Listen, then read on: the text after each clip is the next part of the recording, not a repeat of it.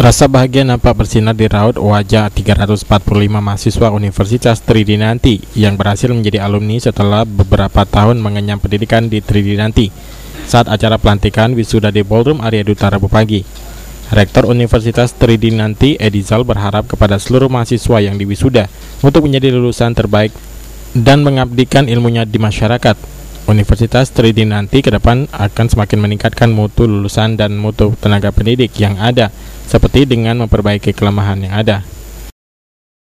Usaha kita untuk meningkatkan mutu lulusan adalah dengan cara memperbaiki kelemahan-kelemahan yang ada dan lalu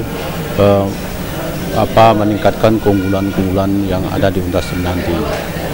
Nah, mulai tahun ini upaya kita dalam usaha meningkatkan mutu lulusan, yaitu yang pertama itu kita telah menetapkan passing grade di Universitas Tridinanti. Jadi tidak semua mahasiswa yang mendaftar di Universitas Tridinanti itu dapat terima, tetapi kita sudah punya ada standar tertentu yang.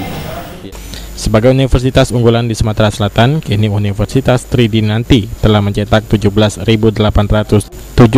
alumni yang telah tersebar di seluruh pelosok daerah. 28 predikat sangat memuaskan.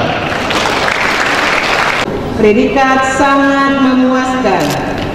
10. Andriani dari keluarga Kusuma, dari keluarga Bapak Lim Ibrahim, predikat dengan pujian.